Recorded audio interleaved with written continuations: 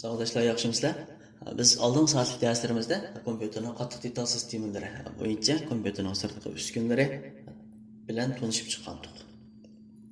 Endi bu soatlik darsimizda bo'lsa ko'p ishlatilgan o'lcham birliklari bilan tanishib chiqamiz. Endi bu yerga o'lcham birliklari bilan surat birligi va sig'im birligi, shu ikki birlik bo'yicha to'xtalib o'tsak, qaraydigan bo'lsak, markaziy bir taraf bo'lg'ich va ichki saqlag'uchning birligi. Hem bir yerga markaziy bir taraf bo'lg'ich, ichki saqlag'uch deganimiz biz bayam so'zlab o'tgandek, CPU şu CPU. CPU tor suratiga o'lchimga ishlatilgan surat birligi. Ya'ni bu yerga markaziy bir taraf bo'lg'ichniki suratiga частотасы ishlatilgan birlik bo'lsa, Hertz. Hertz, megahertz, gigahertz degandeklarni shu orqali ifodalaydi. Hamda tor suratiga o'lchimga ishlatilgan surat birligi. Bu yerda surat birligi deganimiz tor suratdan masalan tor qanchalik ishlayotdi deganliklarni bildiradigan suratni hisoblanadi, byte per sekund. Hamda bu yerdagi tor surati deganimiz masalan telefonimizda tor ishlatayotganlar muncha ustida işte chiqib qoladi, ba'zi torimiz chiqib ishlayib ketib qolgan bo'lsa 1 megabayt per sekund yoki 2 megabayt yoki mancha 2 degandek olib chiqib turdi. Hamda bu nima degan gap deganda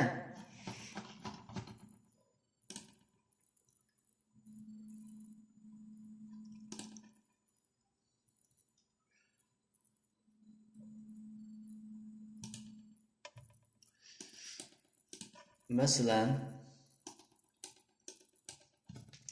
telefonimizniki ustiga qaraydigan bo'lsak 4 megabit deb mana chiqib qolgan bo'lsa, kompyuterning yoki telefonning to'g'ri 4 megabayt ishlatibdi deyilmaydi. Nemishqa deganda, hamda bu yerda deyilayotgan, bu yerda ko'rayotgan megabit har soatda megabayt bilan megabitning farqi bor.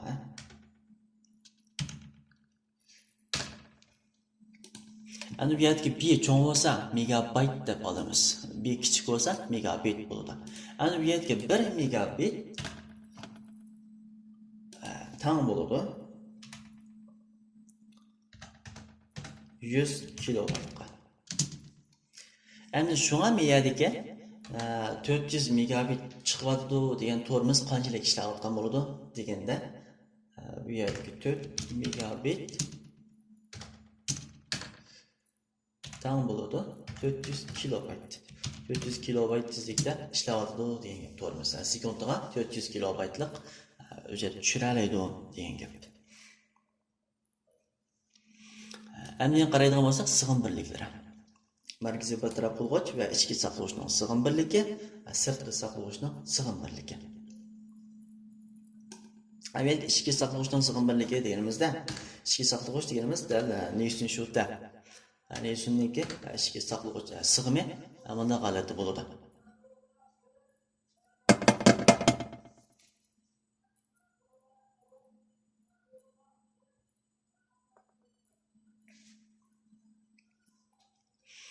Ama neysunniki sig'imini biz odatda 1G, 2G, 4G, 8G bo'ldi deb o'tgan to'g'ri. Buningki sig'imi G odatda bo'ladi, sig'im birligi G. Buningki hamda so'zlab o'tgan bo'lsak, hamda bit. Bu eng kichik sig'im birligi. Buni hech nimaga aylantirib bo'lmaydi. Hamda yana qaraydigan bo'lsak, bu bit hamda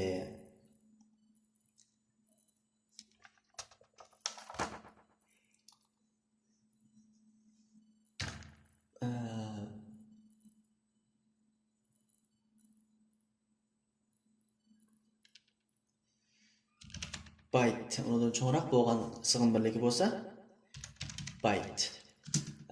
1 byte teng bo'ladi 8 bitga. 8 bitga 1 byte 8 bit teng bo'ldi. Endi bu yerdagi bitni kichik bilan yo byteni cho'ng bilan ifodalaymiz. U xalqaro birlik bo'lg'achqa, shu o'lchamli holatda yozilishi kerak. Endi yana qaraydigan bo'lsak, 1 kilobayt teng bo'ladi 1024 baytga.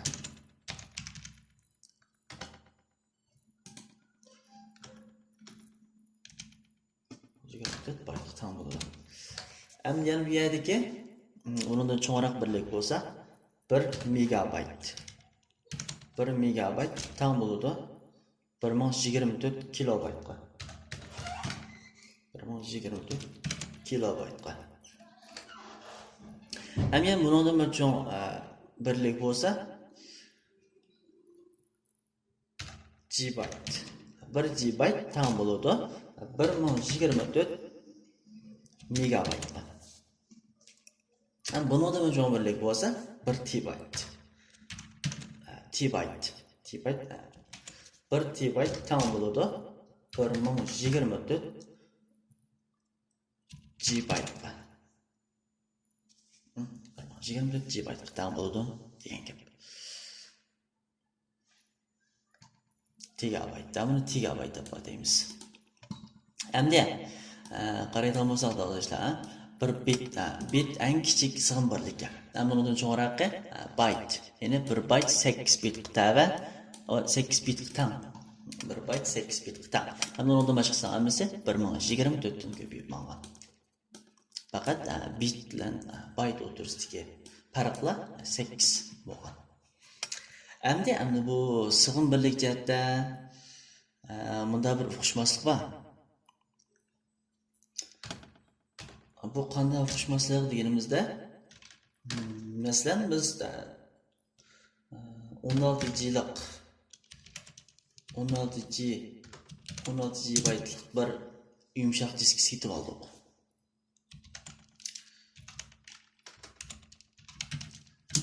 Yumshoq disk setib oldik. Lekin bu yumshoq diskning sig'imi 17.18 GB deb manda g'alati chiqib qoldi. 16 yillikniki 15 hozir o'zbek qoldi. 15.18 GB deb mana g'alati chiqib qoldi. Endi bu nima ish? Biz aniqlam 16 yillik uypan deb setib olganimiz uypandan ustidimi, barmoq diskidan ustidimi 16 yil deb yozilib. Endi u sifatga maslimi yo boshqa narsaga maslimi emas, arkadaşlar. Endi bu kompyuterda bunda ikki xil uqum mavjud.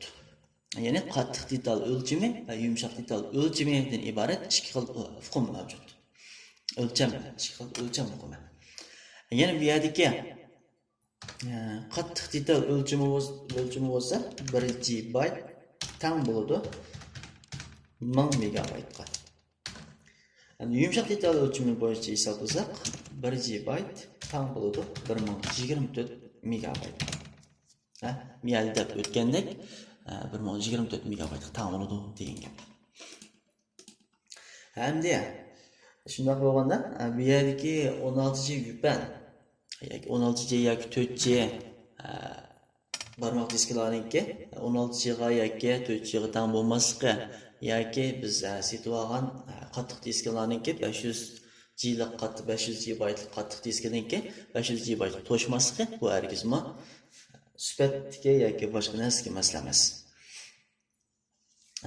Bu qattiq detal o'lchimidagi qattiq detal o'lchim bo'yicha hisoblagandagi birlik bilan sig'im birligi bilan yumshoq detal o'lchim bo'yicha hisoblagandagi sig'im birligi o'xshamaga chiqqan. Masalan, miyadagi qattiq detal sig'im bo'yicha 4G 16G deb ataldi bu. Endi yumshoq detal sistemi bo'yicha, yumshoq detal sistemasi bo'yicha buni yumshoq detal o'lchimi bo'yicha 1024 megabayt. Birinchi 1024 megabayt bo'ldi. Endi bu yerdagi 1024 deganimiz qattiq detal o'lchim bo'yicha hisoblaganda 24 ortiq endi bu yerda. Qattiq detal kelganda 24 elib chiqdi qo'yildi. Endi bu yerda elib 24 dan 16 ni elib etsak, dal mushkul birlik qilib qoldi degan gap. Bu yerdagi biz setib olgan 4 yillik barmoq diskining 3.17, 3.18 chiqishi. 16 yillik barmoq diskining 16 yilga to'shmasligi yoki 500 yillik 1 tlik yingpan qattiq disklarning shu ko'rsatilgan songa to'shmay qolishi bu hargizmi u kompyuterdagi yoki sifatga masala emas.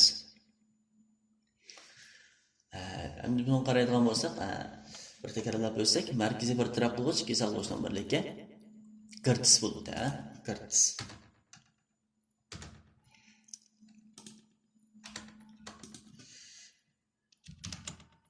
Girtis. ya'ni gigahertz bo'yicha ifodalaymiz. Gigahertz har sekund. Gigahertz har sekund. Endi 4 yurtniki o'lcham bo'yicha 4 megabayt masalan miyadagi kilobayt bo'lsa, 4 kilobayt bo'lsa, bu har sekund bo'ladi. Masalan 4 megabit 4 kilobayt qatan bo'lgan ekan.